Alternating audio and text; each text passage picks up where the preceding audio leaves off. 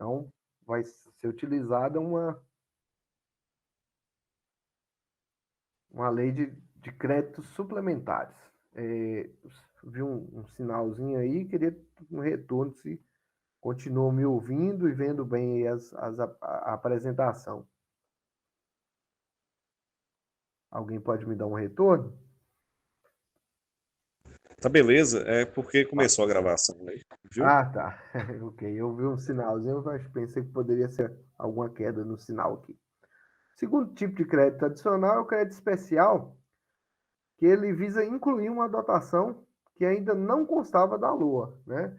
Então, lá originalmente na LOA não constava, havia um plano de repente, de se construir uma escola, um hospital, e por algum motivo se esqueceu de colocar isso na lei orçamentária. Então, o executivo vai mandar uma proposta de lei de crédito especial para incluir essa dotação e permitir a realização daquele gasto, né? E por último, os créditos extraordinários, né? Que visam aportar recursos para despesas urgentes e imprevisíveis, né? Questão de mais comum aqui no Brasil, calamidade pública, né? A gente tem essas questões das chuvas, né? Às vezes é imprevisível, não tem um valor, né? Ou alguma coisa separada para aquilo, e às vezes ocorre muito dano, o governo vai abrir, né, o poder executivo, né? E nesse caso aqui não é por lei, né? Por ser é, é, um crédito, né? Uma despesa emergencial, é aberto no âmbito do governo federal, né? Através de medida provisória, né? E, logicamente, depois, né, vai ser avaliado pelo legislativo, né? Os requisitos aí, né, de urgência e imprevisibilidade, né? Então, todos os três aqui têm que ser aprovados pelo Poder Legislativo, né?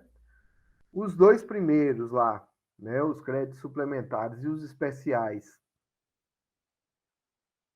juntamente com a proposta, tem que ser indicada as fontes, né, de onde vai vir os valores para custear esses gastos, né? Só o crédito extraordinário, que pela natureza, geralmente por se destinarem a situações emergenciais, né, vai ser autorizado por medida provisória, né? Vai ser encaminhada a medida provisória e não é necessário indicar a origem de recursos, né? As fontes de créditos adicionais, principalmente essas 5 aqui, né? Primeiro é o superávit financeiro do exercício anterior. O que é isso, né? Saldos de créditos adicionais e de operações de créditos que são remanescentes do exercício anterior, né? Podem ser utilizados para créditos adicionais no exercício presente. O excesso de arrecadação, e aí a gente tem que inverter a ordem aí, né, que foi colocada na frase. Não é um erro só do material didático, se não me engano, na própria legislação consta assim também, né? Aqui está dizendo que é a diferença entre a arrecadação prevista e a realizada, né? E quando, na verdade, é o contrário, né? Um excesso de arrecadação é quando a arrecadação realizada, né, ao final, se mostra maior do que a previsão inicial, né, constante lá da lei orçamentária anual. Ou seja, quando a arrecadação real superou a arrecadação que era prevista, né? Aí aquele valor, aquele saldo ali, né, aquele superávit, ele pode ser utilizado para criação de créditos adicionais, né? Isso aqui é um artifício que os governantes usam muito, né? Subdimensionar a receita no momento de elaboração da lei orçamentária para quê? Para lá a partir do meio do ano em diante, né?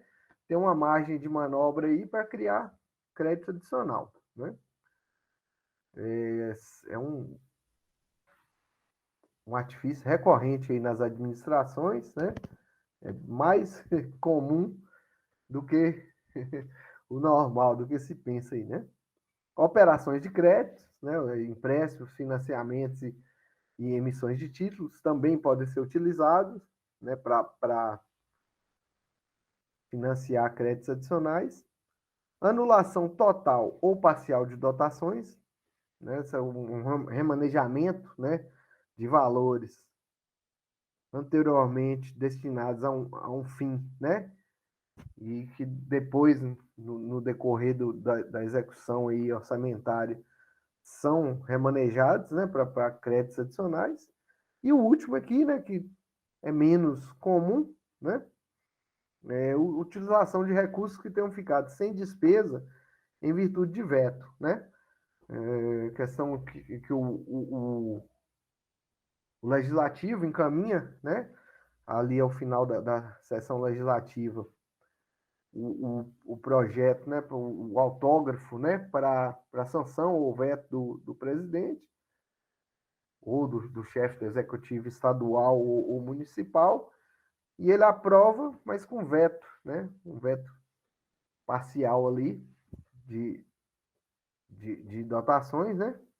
Aquele veto ali, ficou aquela despesa, aquele valor, né, aquela dotação ficou sem despesa correspondente, pode ser utilizado via crédito adicional, né? Qual o problema maior que a gente encontra aí com relação ao excesso de abertura de créditos adicionais, né? Se o planejamento orçamentário foi bem feito, logicamente a necessidade de créditos adicionais será mínima, né? Então, quando você observa um demonstrativo, né, e a gente consegue buscar isso nas plataformas, nos portais, principalmente do Legislativo e do Executivo Federal aí, uma diferença entre o que foi aprovado, né, e o que foi acrescentado,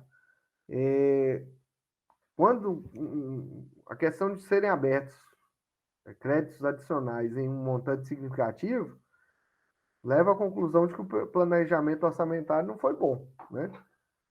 Você tem tanta coisa que ficou incompleta, né? O orçamento ficou a menor, ou sequer foi colocado na, na, na lei orçamentária aquele valor, sequer foi previsto e se necessitava, isso é uma falha de planejamento, né? Então, a aplicação dos recursos nesses casos corre o risco de se dar de maneira casuística, né? Sem efetividade, devendo tais créditos serem sempre objeto de acompanhamento e análise cuidadosas, coibindo seu excesso, né? Se o objetivo como é que se diz, uma conciliação, né? Ali entre planejamento e orçamento, isso aqui tem que ser uma situação muito excepcional, né? A exceção aí é só o crédito extraordinário, né? No caso de alguma, algum imprevisto, né? Alguma urgência, né? Alguma catástrofe natural que justifique, né? Um montante maior que é impossível prever no momento da elaboração da Lua, né?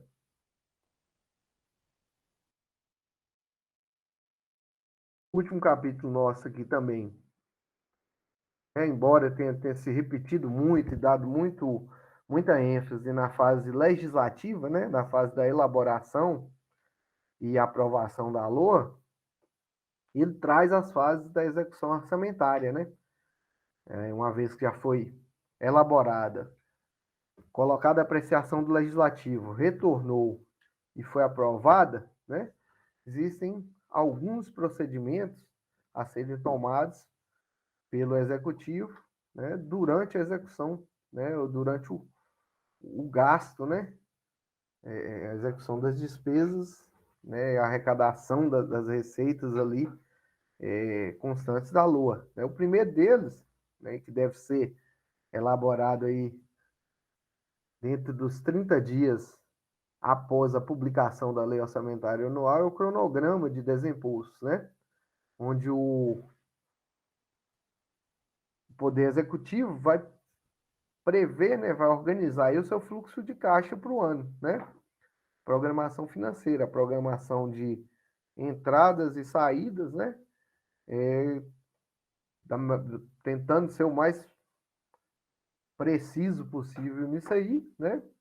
E os eventuais desequilíbrios, geralmente, né, são supridos por operações de crédito de antecipação de receita orçamentária, né? E é um tipo de receita que nós vimos aí que é considerada extra-orçamentária, né? Porque tem duração inferior a um ano e se presta exatamente, né, a regularizar esse fluxo de caixa, né? Elaborado o cronograma de desembolso, né, para a grande maioria das situações, né, haverá também a licitação de bens e serviços, né, que é um procedimento mais assim afeto aí ao direito administrativo, mas é um procedimento que basicamente busca o quê? Igualdade de condições para os concorrentes que desejam contratar com a administração pública, né? E garantir para a administração pública, ao mesmo tempo, o melhor preço e a melhor qualidade, né, dos bens e serviços aí a serem prevalecentemente adquiridos, né? Mas também para vendas, para qualquer outro tipo de desfazimento de bens, a licitação também é o procedimento prévio a ser executado, né? Por último, né, uma vez publicado o cronograma de desembolso, encerrado o procedimento de licitação, resta executar a despesa, né, dentro daqueles 3 estágios que nós já vimos na aula passada, né, o empenho, a liquidação e o pagamento. Escutam bem aí, Alessandro?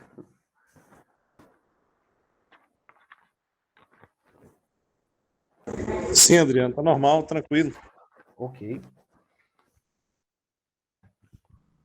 A unidade traz também os principais desafios, né, para a evolução do nosso orçamento, né? O primeiro deles é o desafio da integração, que a questão é como realizar a integração entre planejamento, orçamento e gestão das ações, né? Embora hoje a gente já tenha, inclusive, evoluído de um orçamento programa para um orçamento de resultados, né? Essa integração entre as etapas do orçamento ainda é um desafio, né? Planejamento. Um dos problemas nós vimos aí atrás é exatamente o excesso de créditos adicionais aprovados e o excesso de medidas provisórias encaminhadas pelo Poder Executivo, né? Então, o que é planejado lá atrás, muitas vezes não é executado aqui na frente, né? Hoje eu estava lendo um artigo, né? A grande maioria dos programas não são executados em sua totalidade, né? Se não me engano, a média o percentual de realização, né, de dispêndio dos créditos orçamentários aí é abaixo de 70% para a maioria dos programas, né? Então, quer dizer, você já tem pouco, planejou e de uma maneira e ainda no momento de executar não conseguiu executar aquele montante todo, né? Então aí cabe essa integração entre planejamento, orçamento e principalmente gestão das ações, né? De repente o que esteja faltando aí seja a gestão, exatamente a gestão pública, né? A gente tem o desafio da transversalidade, né? Que aí diz respeito a como fomentar o trabalho cooperativo entre os órgãos públicos, porque hoje a grande maioria das políticas não são executadas por uma única cadeira, um único órgão, né? Um único ministério, uma única secretaria, né? A gente pode citar aí como exemplo a questão da educação, Educação envolve principalmente para os municípios. Secretaria de Educação, Secretaria de Transporte, muitas vezes assistência social, dependendo da localidade, né? Então, essa integração entre os órgãos na elaboração e execução do orçamento é um dos desafios, né? Para a evolução e para o aprimoramento das nossas ferramentas de orçamento e planejamento público, né? O desafio da cooperação, que aí já diz respeito à integração entre os esforços dos entes federativos, né? União, Estado, município, Distrito Federal, porque a gente hoje tem um federalismo fiscal, né? Que ele concentra a execução nos municípios, mas a maior parte da base tributária é arrecadada pela União.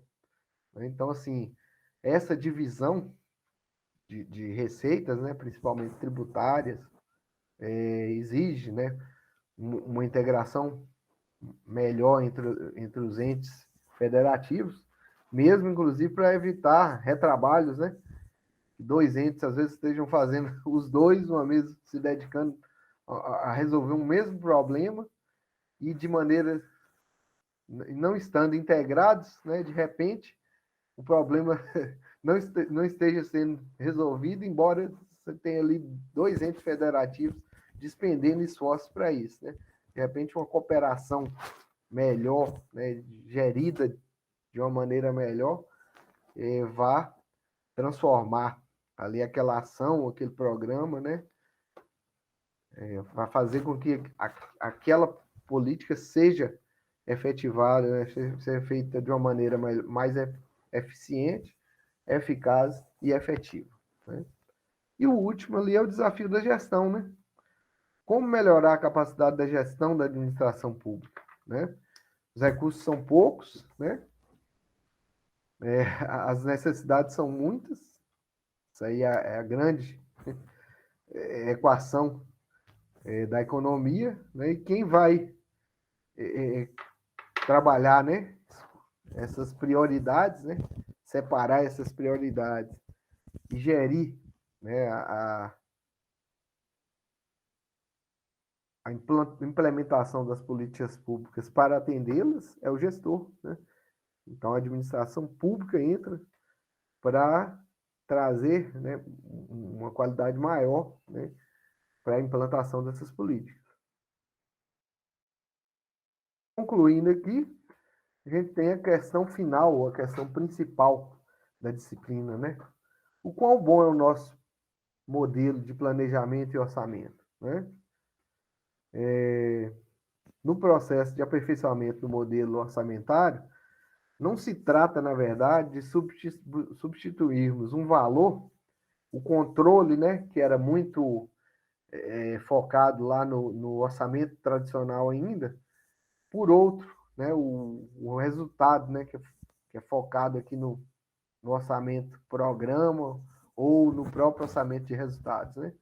Mas sim desenvolvermos um modelo que integre, né, contemple, compatibilize cada um dos valores adquiridos ao longo da história, né?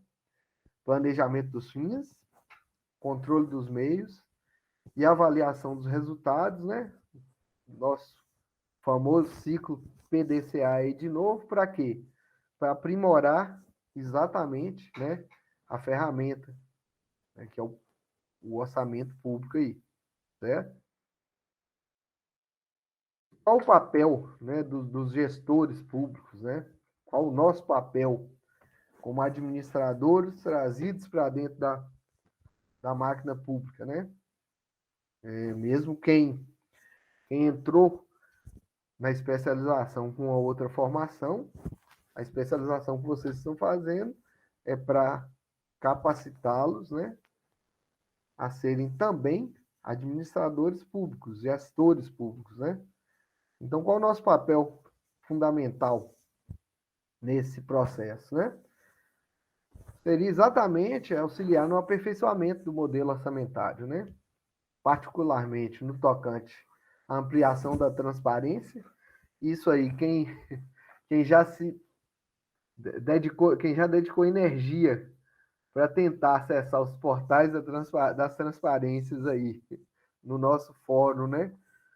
Para encontrar as leis orçamentárias, conseguiu ver, pelo menos a nível de municípios menores, como é carente, né? Como está atrasada essa questão da transparência, né? A pesquisa de desenvolvimento de novas práticas de planejamento, gestão e avaliação. Aí eu vou apresentar para vocês aqui algumas ferramentas, né? E, assim, tudo isso aí, no final, para nós acadêmicos, né? E para quem quiser seguir nessa linha de estudo, de planejamento, orçamento, finanças, se apresentam como futuros trabalhos de pesquisa, ok? Exemplificando, eu trago aqui para vocês como trabalho de pesquisa na área, né? Resumo, bem a grosso modo, da minha tese, da minha dissertação de mestrado, né? A minha dissertação de mestrado versou, né? Teve como tema principal a arrecadação de contribuições previdenciárias na Justiça do Trabalho, né? E que eu acho que, no caso, é o órgão, né? É a unidade onde eu trabalho, é onde cada um de nós, acredito, também tem um conhecimento melhor e é onde a gente pode, cada um, contribuir, né? Um grãozinho que seja ali, economizando, aumentando receitas públicas, talvez a gente consiga contribuir também com essa parte do orçamento, né? Então, o meu problema de pesquisa diz respeito ao entendimento adotado pelo Poder Judiciário em relação à competência executória da Justiça do Trabalho, né? Essa competência ela foi, depois de como se diz assim, depois de um conflito entre, principalmente, o INSS e a Justiça do Trabalho, Justiça Federal, para definir onde é que seriam cobradas determinadas contribuições sociais, né? Contribuições previdenciárias, veio uma súmula vinculante, a de número 53, no ano de 2015, né?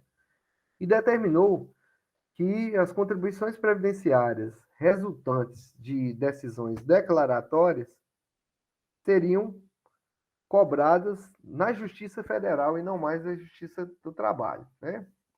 Tentando resumir para vocês aqui o que seriam essas contribuições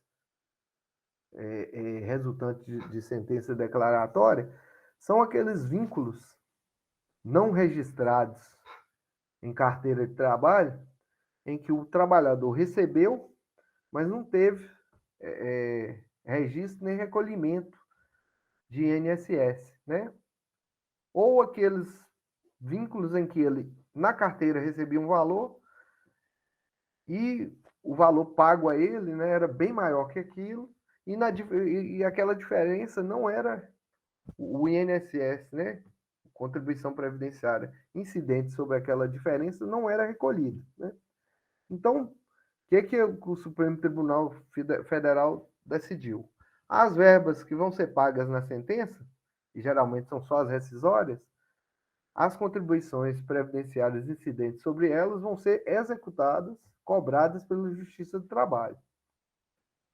As verbas, né, as contribuições referentes ao vínculo, né, que não foi registrado em carteira, teriam que ser cobradas na Justiça Federal. E qual o principal problema disso aí? E digam se vocês estão verificando, vocês estão visualizando bem o gráfico aí com a linha vermelha e outra azul.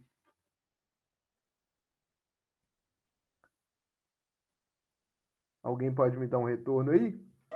Tá visualizando normal, Ok, Adriano. então. Só para vocês terem uma ideia, o tempo da execução na Justiça Federal é a linha vermelha. Cada pontinho desse aí é uma quantidade em anos, né? E o tempo da execução na Justiça do Trabalho é a linha azul, né? Ou seja, lá em 2015, essa diferença era até relativamente pequena, né? Demorava 4 anos na Justiça do Trabalho para serem cobradas e demorava 6 anos na Justiça Federal. Mas o que ocorreu até o ano de 2019? A execução de contribuições previdenciárias na Justiça Federal passou a ser cobrada em 10 anos, enquanto a da Justiça do Trabalho passou a ser cobrada em 1 ano, né?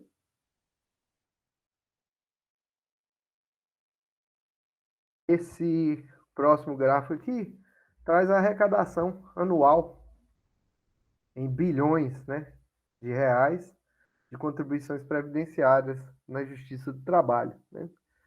Então a gente começou lá próximo de 1 bilhão no ano de 2002, né?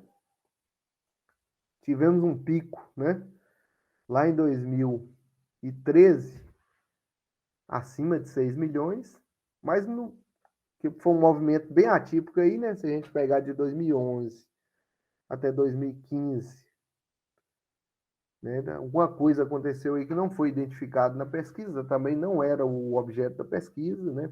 Ficou para um futuro próximo aí. Mas o que acontece? Até aqui no ano de 2020, essas contribuições chegaram a um valor aproximado de 3 bilhões de reais, né? O que ocorre com relação à unidade de Teófilo Otoni, né? Que é onde eu trabalho.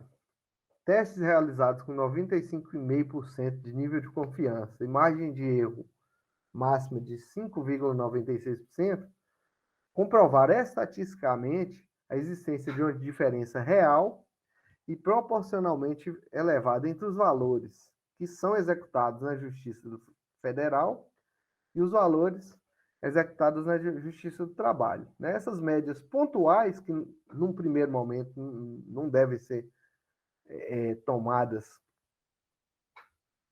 como verdades absolutas, chegaram a 1925, em média, os valores, né, em um processo, né, por exemplo, o valor médio de contribuições a serem cobradas na Justiça Federal seria R$ 1.925, e as contribuições que hoje são cobradas na Justiça do Trabalho têm média por processo de R$ 995, né?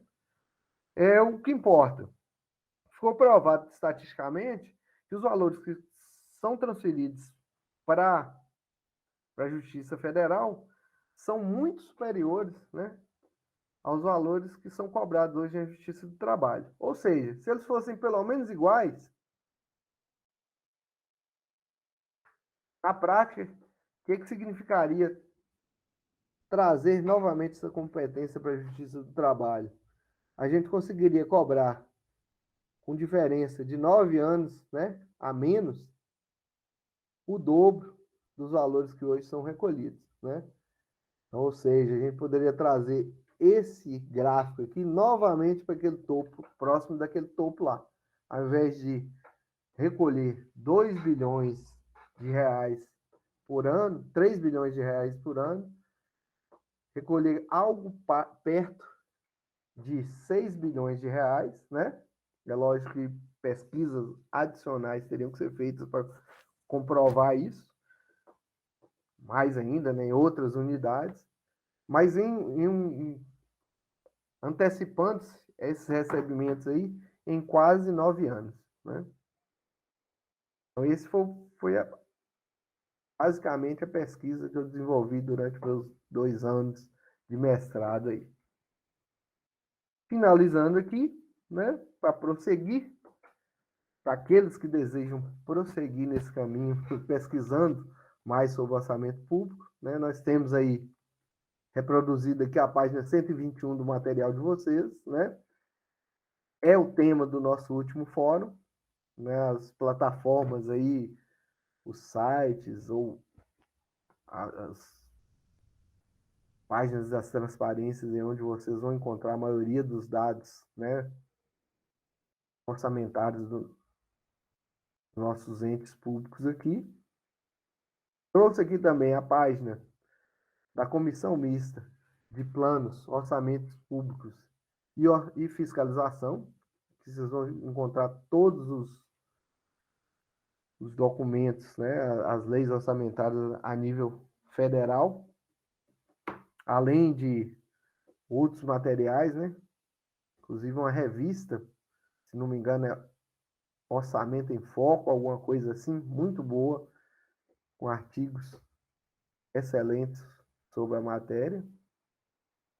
Essa aqui, para mim, para quem quer um estudo mais prático, para mim, não só na área de orçamento, né, em toda a área de administração pública, é uma casoteca da Escola Nacional de Administração Pública. Você vai ter lá casos práticos, né, publicados por servidores e relacionados a cada área, né? Esse aqui é a página dos casos de planejamento, orçamento e gestão. Nós temos 11 casos aí, muitos deles, além do roteiro, né? Além da questão, vem além do enunciado do caso, né? Em si e os dados, eles trazem um roteiro didático para quem queira aplicá-los, né? A nível acadêmico, por exemplo. Esse eu acho excelente. Temos aqui, está acontecendo nesse exato momento, né, o 28º Prêmio do Tesouro Nacional, né, de Finanças Públicas. Inclusive, eu pretendo, até o dia 16 de outubro, aí, submeter um dos capítulos da minha dissertação, né, ao concurso na área de artigos. Nós temos aí concurso na categoria soluções, né? Nesse caso, o objetivo é identificar e reconhecer e valorizar soluções de gestão fiscal bem-sucedidas, né, aplicadas em governos, privilegiando impacto, inovação e tecnologia. Ou seja, é uma coisa que já foi aplicada em algum nível de governo, né, e que vai ser, além de premiada, se não me engano, replicada pela Secretaria do Tesouro Nacional, né? A premiação, vocês veem aí que na categoria artigos chega a R$ 25.000, né? Na categoria soluções, até os valores de R$ 6.000. Todos os valores, todos os trabalhos premiados e até as menções honrosas estão disponíveis no site do Tesouro Nacional. Aconselho quem quiser se aprofundar na área, baixá-los. Já baixei todos, inclusive, para tentar formatar o meu artigo, né? E por último aqui nós temos a área de cursos, né, do Tribunal de Contas da União, né? O Instituto Cerzedelo Correia. Separei aí para vocês duas telas, né? Uma é do curso de Administração Financeira e Orçamentária, à distância, auto-instrucional, com carga horária de 12 horas, né? Os cursos são excelentes. Já coloquei na minha agenda para fazer pelo menos uma meia dúzia, né? São destinados a qualquer servidores e gestores, né, da administração pública, seja ela federal, estadual ou municipal. Se não me engano, você só precisa daquela conta do eGov, né, que a gente utiliza. Com elas, você já entra direto no instituto, já se inscreve e faz o curso. O outro que é um pouco maior, ele tem 20 horas de duração, é um curso de gestão orçamentária e financeira, né, também aberto a servidores dos 3 níveis de governo, né? São excelentes, né? Eu já tive a oportunidade de fazer alguns, tanto do Instituto Legislativo, lá do Senado, quanto do próprio TCU. Não me engano, a CGU também tem. Então, são produzidos, né, por dizer assim, a nata dos servidores, né, ligados a essa área fiscal, né, são do Tribunal de Contas da União, então não preciso nem dizer nada. Então, assim, são caminhos aí, né, a serem percorridos para aqueles que querem continuar seguindo aí na área acadêmica, né, e pesquisando com relação a finanças públicas, orçamento público, administração financeira e orçamentária, né? Um pouco suspeito para falar que já tem 10 a 15 anos que me dedico a essa área e pretendo dedicar mais alguns anos, né? Encerro aqui meus encontros com vocês, agradecendo mais uma vez aí a audiência qualificada. Do boa noite a todos. Encerro aqui minha apresentação. Desejo bons estudos, né? Bom final de jornada para vocês e até uma próxima oportunidade aí, se o destino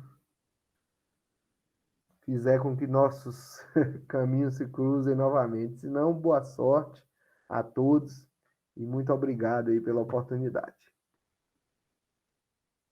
Sou Adriano, a gente só tem a agradecer, quer dizer, é muito aí do que você falou, assim, você conseguiu ser bastante objetivo e completo aí nas suas explanações. Eu acho que o que você trouxe aqui para a gente foi muito mais do que a apostila, como você falou, quer dizer, é um resultado aí de 15 anos aí de pesquisa, né, e dedicação nessa área. Então, acho que a gente teve muita sorte aí de você estar participando com a gente aí nessa disciplina, que é uma disciplina bastante complicada.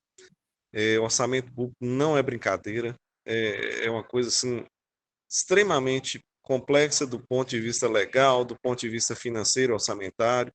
Envolve, para mim, que trabalho na área, o Adson pode dar o testemunho dele aí, para a gente que está na área da administração pública, a gente sabe o quanto isso é detalhado e envolve e às vezes ajuda ou atrapalha ou facilita a vida do administrador no dia a dia na execução dos programas, projetos e planos que a gente executa no âmbito da administração pública. Eu tenho certeza que para a maioria é algo novo, mas é algo que abre também um leque de opções para quem quiser estar entrando nessa área aí, ou mesmo fazendo outro concurso, ou procurando se aperfeiçoar, etc. Eu acho que é um caminho bastante essa sua explanação, a matéria em si, facilita esse caminho e abre um pouco, né, o horizonte e a questão do conhecimento sempre é bem-vindo. Fica aqui o nosso muito obrigado em nome do Instituto Federal do Norte de Minas, tá, por você ter aceitado aí essa disciplina e trabalhado conosco esse tempo. Eu acho que foi muito bom, tá? Nossa, para mim também foi excelente. Assim, não teria um lugar melhor e pessoas melhores para iniciar minha caminhada na especialização, né? Eu tenho alguns anos na graduação, mas aqui foi minha estreia, né? E assim, tive todo o apoio e bastante qualificado, né? E o seu mais ainda, né? Praticamente montou a disciplina lá comigo, né? O Adita aí acho que foi meu primeiro contato aqui também na instituição, né? Inclusive, não era minha disciplina de origem aqui, né? Eu teria que, assim, a princípio teria que assumir um outro conteúdo, mas fiz o possível para assumir PPA e orçamento, porque é um conteúdo que eu gosto muito de trabalhar. Inclusive, quando não estou dando aula na área, né? Eu estou sempre procurando ler artigos, vídeos, né? Assistir vídeos e comprar material. A maioria dos meus livros é desse conteúdo, embora a minha formação inicial seja em exatas, né?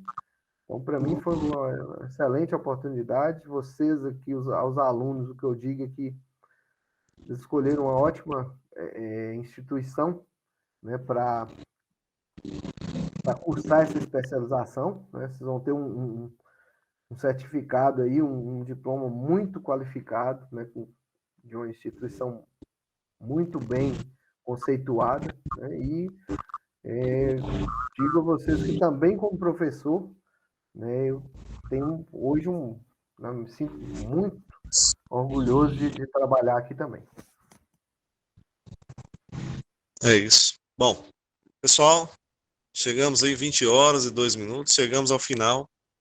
Eu sei que muitos aí se sentem aliviados por estar encerrando, outros vão sentir saudade, mas é a vida que segue. A gente agradece muito a confiança, o tempo que vocês estiveram conosco, todos esses meses aí. Da parte nossa, a gente sempre busca fazer o melhor para o aluno. Às vezes a gente não consegue corresponder, às vezes a gente consegue corresponder, mas é sempre aquela expectativa de estar buscando realmente estar ali trabalhando junto, sem penalizar ninguém, muito antes, pelo contrário, buscando apoiar mesmo e pegando na mão, vamos dizer assim. Professor Adriano, nosso muito obrigado. O Ashton está com a mão levantada aí. Se mais alguém quiser falar, pode ficar à vontade. Pode falar aí, Ashton.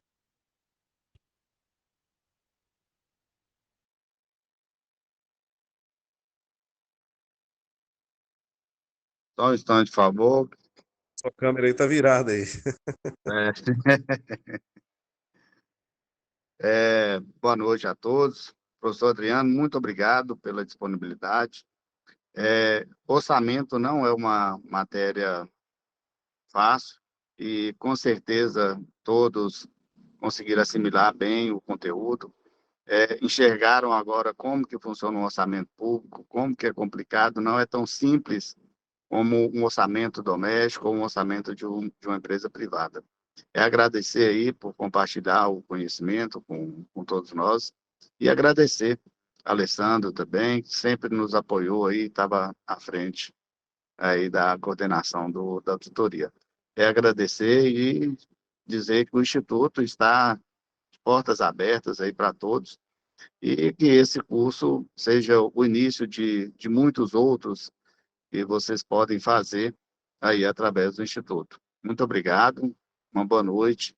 E quero reforçar uma questão, que o curso, a pós-graduação, não terá o TCC, e a avaliação será através das atividades avaliativas que vocês escreveram sobre determinados assuntos. Então, esclarecendo em relação a isso aí, que foi uma dúvida que teve sobre o TCC. Então, não será necessário, na pós, escrever o TCC. Tá bom? Muito obrigado. Boa noite a todos. Boa noite, Watson, Alessandro, boa noite aos alunos.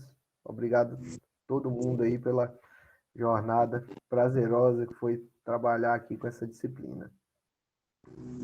Já, professor, muito obrigado. E boa noite a todos. A gente vai ficando por aqui. Se algum aluno quiser falar alguma coisa, ainda temos um tempinho aí, fica à disposição, tá? Caso contrário, a gente vai caminhando para o encerramento, dizer que as aulas encerram aqui, mas a gente fica à disposição lá no Instituto para o que vocês necessitarem, tá? Eu acho que uma coisa ficou muito forte para mim, assim, eu tive contato com muitos alunos, inclusive no plantão, alguns mais frequentes, né? A Poliana, o Jonas, sempre estiverem no plantão conosco, é uma coisa que ficou muito marcante para mim, que uma aluna virou e falou: eu tinha muita vontade de fazer especialização, mas eu acho que eu não vou dar, eu acho que eu não dou conta. Fala assim, não, dá conta, quer dizer, tá chegando aí no final aí conosco. Então, esse sentimento é bastante importante para a gente e fica aí o legado. Grande abraço a todos, uma boa noite e fica Sebastião, que levantou a mão, e pode falar, Sebastião, fica à vontade. Meu caro Alessandro, eu queria todos os professores que passaram por nós aí com maestria, né, conduziram os temas e nos deram a oportunidade de aprender e crescer juntos, né? Nós alunos nessa correria, nesse sufoco que a educação ultimamente a gente acaba às vezes distanciando, às vezes a gente está assistindo aula, fazendo atendimento, mas eu tenho certeza que todo mundo aprendeu muito e vai sair daqui muito melhor. Mas eu queria agradecer especial, Alessandro, por você e pelo Addington, que possibilitaram que tudo isso acontecesse, né? Todo esse suporte técnico, acadêmico, para que os professores conseguissem apresentar as aulas, esse atendimento a todas as demandas que nós, como alunos, apontamos para vocês, né? Esse respeito e consideração por nós, professores, pela nossa rotina. Então, um obrigado especial aí à instituição e a vocês dois, principalmente, aí, que fizeram com que o curso acontecesse com maestria. Muito obrigado, viu, meu caro? Tá joia, Sebastião. A gente agradece o feedback. A nossa ideia sempre, o nosso norte sempre foi esse, dar esse atendimento. A gente sabia do desafio e das especificidades que o público, né, tinha, então a gente procurou fazer essas adaptações para que vocês também conseguissem ter uma formação em serviço de qualidade, mas que também não fosse muito penosa, vamos dizer assim, que vocês conseguissem levar isso sem nenhum adoecimento, com uma qualidade, tanto em termos de conteúdo, mas com a questão de qualidade de vida, de atendimento a alunos de boa qualidade, tá? É isso, gente. Ficamos por aqui. Grande abraço a todos, um abraço à família de vocês, tá? Professor Adriano, mais uma vez, muito obrigado. Pode ter certeza que a missão foi cumprida aí com maestria, tá bom? Tchau, tchau a todos. E até a próxima, se Deus quiser. Qualquer coisa, contem comigo, a gente vai estar à disposição lá no Instituto, tá? A gente continua comunicando aí pelo WhatsApp, pelos grupos aí, até a gente finalizar as atividades e fazer a certificação, ok? Grande abraço. Washington, na hora que você quiser encerrar aí, cara, pode ficar à vontade. Ok. Então, mais uma vez, boa noite, pessoal. Muito obrigado. Obrigado, professor Adriano, por tudo aí. E precisando, a gente está à disposição.